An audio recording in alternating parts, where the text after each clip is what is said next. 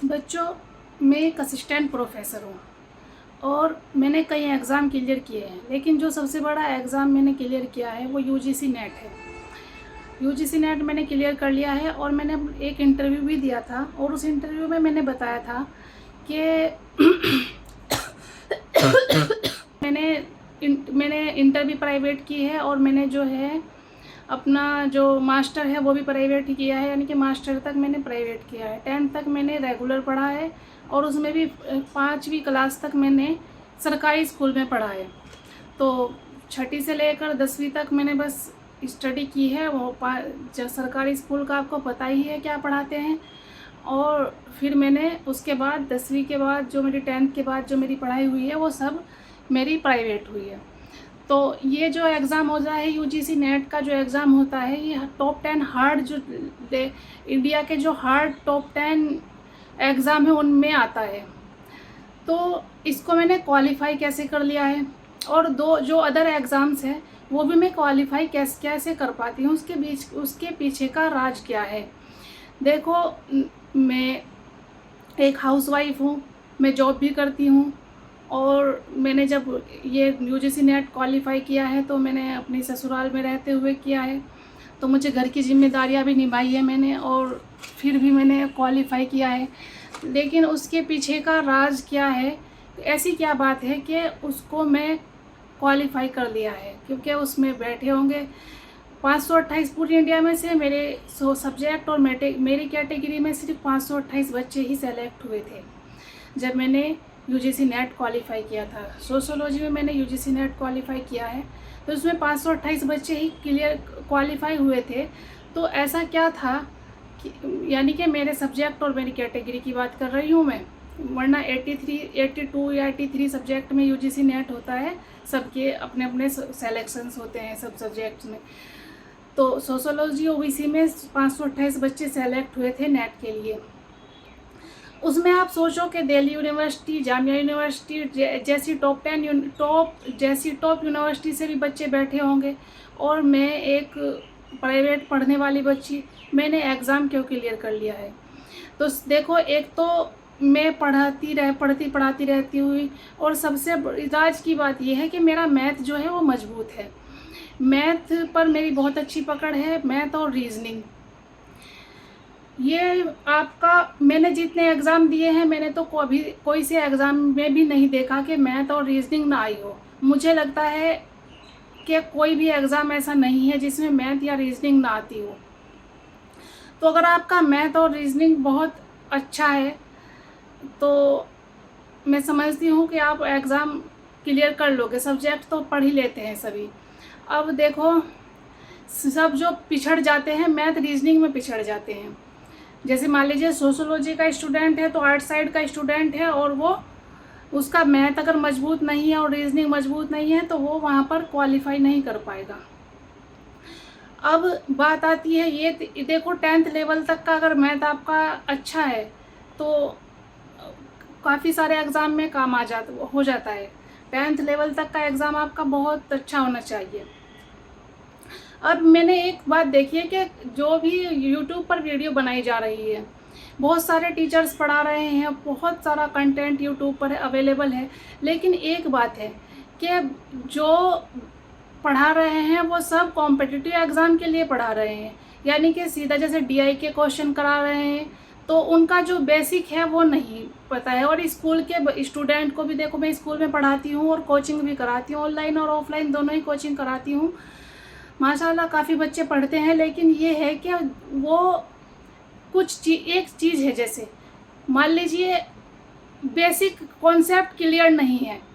मैंने सोचा कि चलो मैं पढ़ाती हूँ बेसिक से एडवांस तक। तो जैसे मान लीजिए आप डिवाइड का क्वेश्चन है, डिवाइड के क्वेश्चन में अक्सर बच्चों को पॉइंट का तो पता है कि पॉइंट कहाँ लगेगा, लेकिन जैसा कि ज़ीरो है, ज़ीरो कहाँ लगेगी वो बहुत कम बच्चों को पता है। तो मैंने डिसाइड किया है कि मैं इस प्रॉब्लम का सॉल्यूशन करती हूँ। जो कॉम्पिटिटिव एग्ज़ाम वाले हैं वो भी बेचारे देख लेंगे, ज़ीरो लेवल से लेकर चलूँगी, बिल्कुल हिजाब को ज़ीरो लेवल से लेकर चलूँगी और 10th लेवल तक का मैथ आपको मैं बताऊँगी। जो आता है किसी भी एग्ज़ाम में 10th लेवल तक का मैथ आना चाहिए ज़रूरी। और जो स्टूडेंट है पर उनके लिए भी फ़ायदेमंद हो जाएगा कि वो अपने कॉन्सेप्ट क्लियर कर लेंगे और एग्ज़ाम में अच्छे नंबर आ जाएंगे। तो आज जो मैं पढ़ाऊँगी, आज से मैं जो पढ़ाऊँगी वो क्लास स्टार्ट करूँगी। देखो, अब आज मैं पढ़ा रही हूँ आपको नंबर सिस्टम, यानी कि संख्या पद्धति। अब आपको ये देखना बहुत ज़रूरी है, ये क्लास का बहुत इम्पोर्टेंट क्लास है। अब आप सोचो कि इसमें क्या बता रही है मैम, ये का बहुत ही इम्पोर्टेंट चीज़ें हैं। देखो, जिन चीज़ों को अक्सर बच्चे छोड़ देते हैं, जैसे मान लीजिए नंबर सिस्टम, हिंदी में कहें तो संख्या पद्धति। बाइलिंगुअल लैंग्वेज में पढ़ाऊँगी मैं, उसका इंग्लिश वाला भी और हिंदी वाला भी नाम बताऊँगी और उसको समझाऊँगी मैं हिंदी में ही, ठीक है, अपनी आम बोल चाल की लैंग्वेज में क्या कौन से सब्जेक्ट होते हैं। तो ये आपको पता होना चाहिए और ये बहुत इम्पोर्टेंट है। आपसे अगर ये नहीं पूछा जाएगा कि सम संख्या कौन सी होती है, ये ना पूछा जाए, लेकिन लिखा हुआ आ जाए कि कौन सम है, तो सम का आपको पता भी तो होना चाहिए कि सम कौन सी को कहते हैं, विषम कौन सी को कहते हैं, कंपोजिट नंबर किसको कहते हैं, प्राइम किसको कहते हैं, ये तुमको सबको पता भी तो होना चाहिए ना। तो इस क्लास को बिल्कुल आपको ज़रूर देखना और बाकी सभी क्लासें आप देखें, आपको फ़ायदा होगा।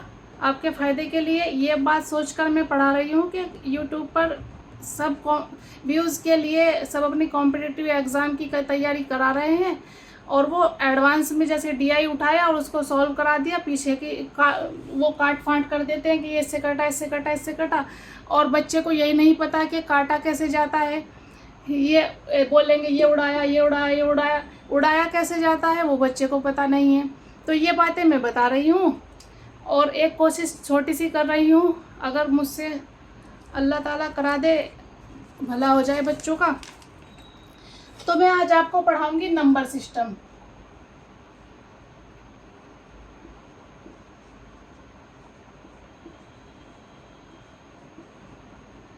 नंबर सिस्टम यानी कि संख्या पद्धति।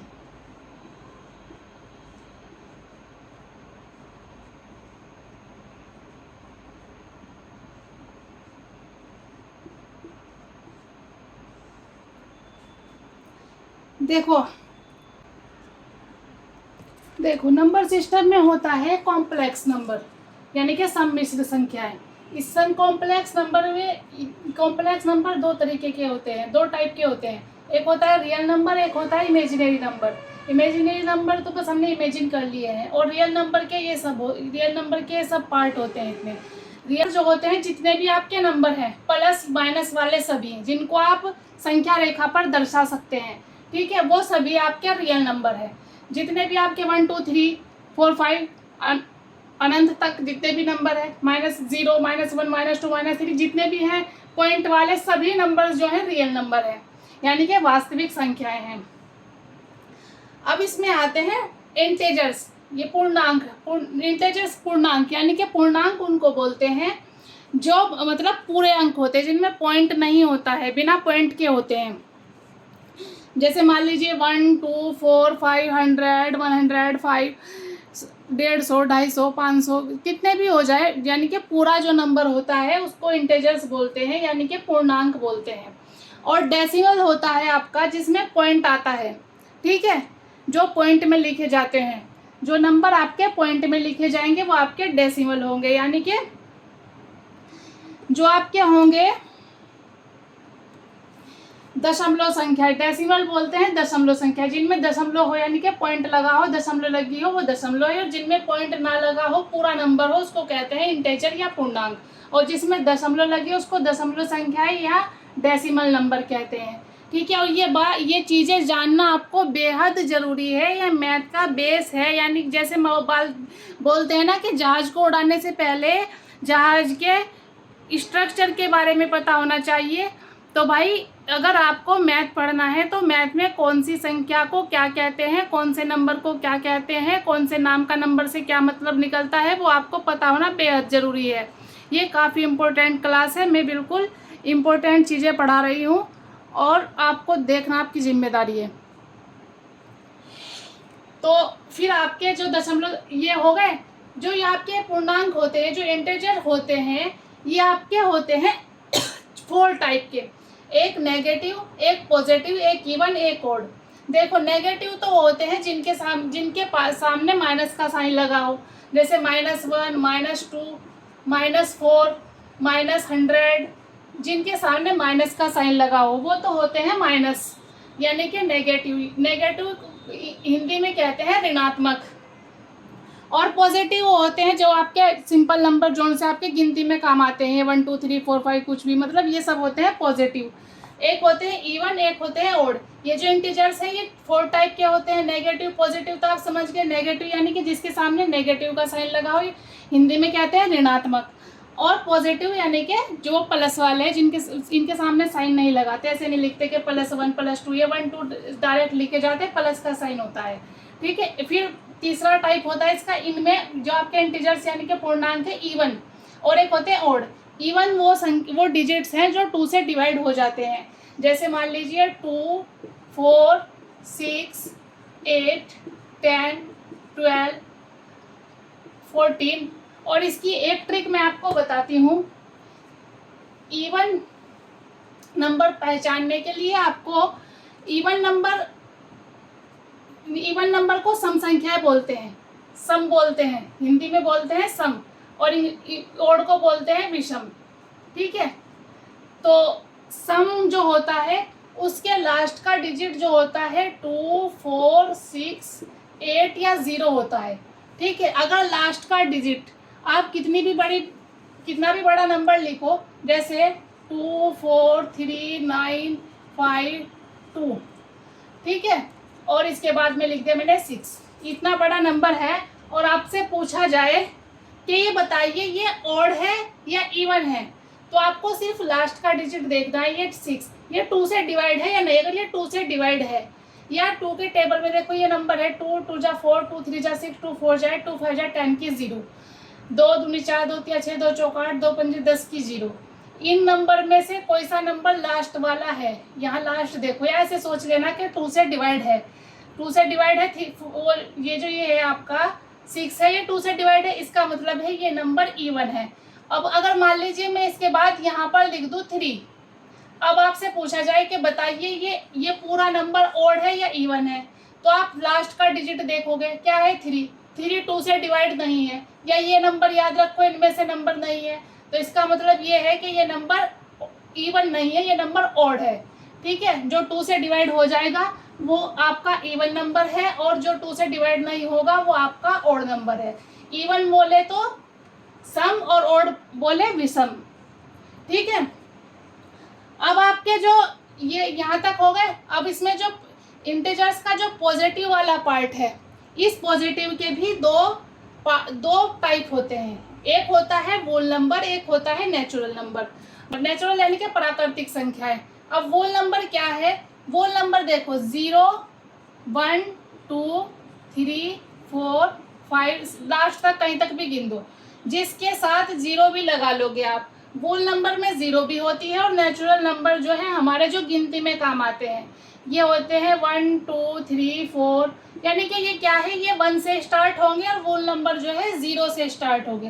होल जो नंबर जो है वो 0 से स्टार्ट होंगे होल नंबर, और जो आपके नेचुरल नंबर है वो आपके 1 से स्टार्ट होंगे। बस इसमें यही फ़र्क है, अगर इसके नंबर के साथ 0 भी लगा दी जाए तो होल नंबर हो जाता है, और अगर 1 से स्टार्ट किया जाए तो नेचुरल नंबर होते हैं, ठीक है।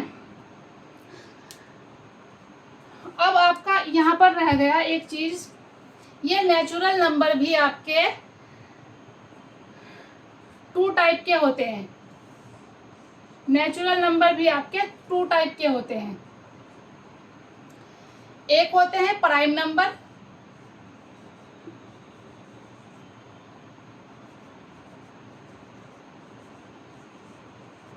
और एक होते हैं आपके कंपोजिट नंबर।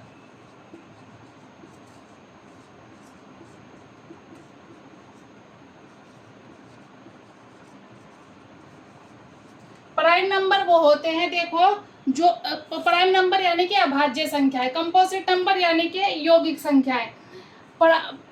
वो आपके प्राइम नंबर वो होते हैं जो किसी से डिवाइड ना होते हो, जैसे या बस अपने आप से या एक से डिवाइड जो होंगे। जैसे मान लीजिए आप लिखो 2 3 5 7 9 नहीं लिखा जाएगा, 9 3 से डिवाइड हो जाता है। 11 लिखा जाएगा, फिर आपका 13 लिखा जाएगा, फिर आपका 17 लिखा जाएगा, 19 लिखा जाएगा, 23 लिखा जाएगा, 29 लिखा जाएगा। यानी कि ये किसी के भी टेबल में नहीं आते हैं, किसी के भी पहाड़े में नहीं आते हैं, ये किसी से भी डिवाइड नहीं होते। जो किसी के भी पहाड़े में, किसी के टेबल में ना आता हो, किसी से डिवाइड ना होता हो, आखिर बहुत सारी हो जाएगी, ये जितनी भी होगी वो क्या है, वो सभी आपके प्राइम नंबर होते हैं। और कंपोजिट इसका उल्टा होते हैं। प्राइम नंबर अभाज्य संख्या, यानी कि अभाज्य जो किसी से भाग ना होती हो। कंपोजिट भाज्य संख्या है, ठीक है, सॉरी भाज्य नहीं, यौगिक संख्या है। कंपोजिट जो है यौगिक संख्या है जो किसी से डिवाइड हो जाएगी।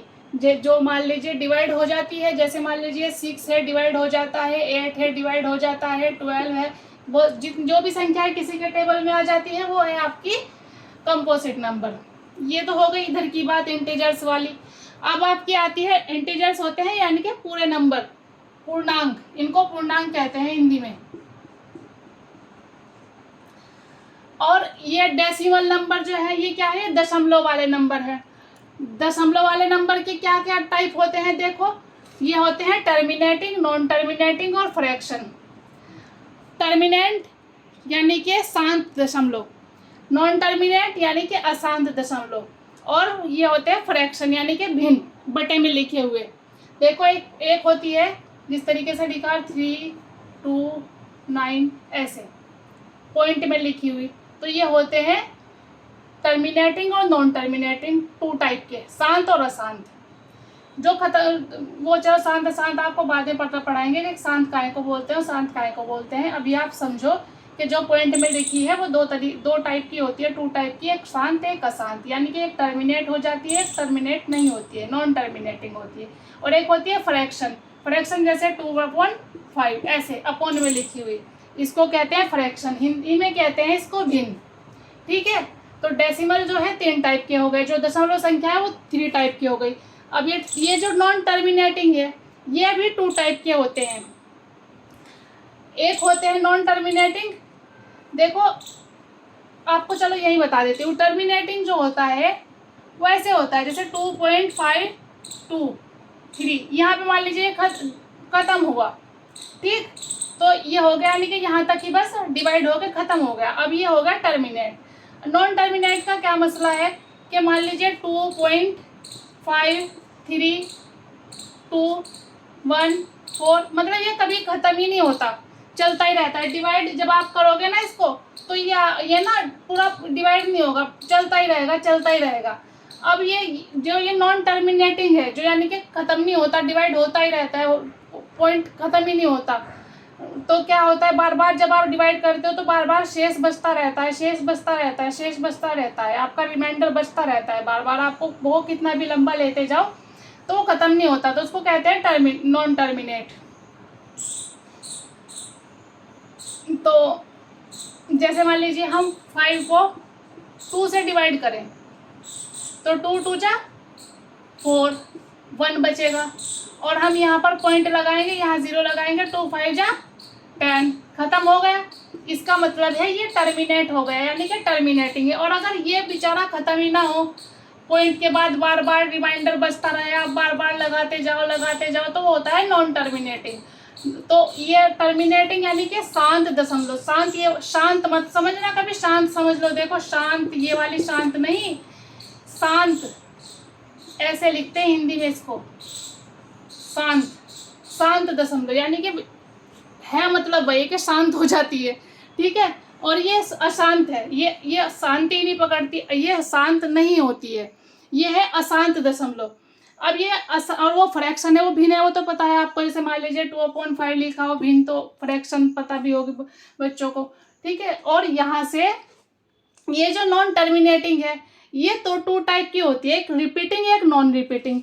रिपीटिंग का मतलब ऐसा है, जैसे मान लीजिए 2.253, फिर 253, फिर 253, यानी कि बार बार वही नंबर रिपीट होता रहे, वही नंबर बार बार रिपीट होता रहे, उसका मतलब है ये होती है रिपीटिंग।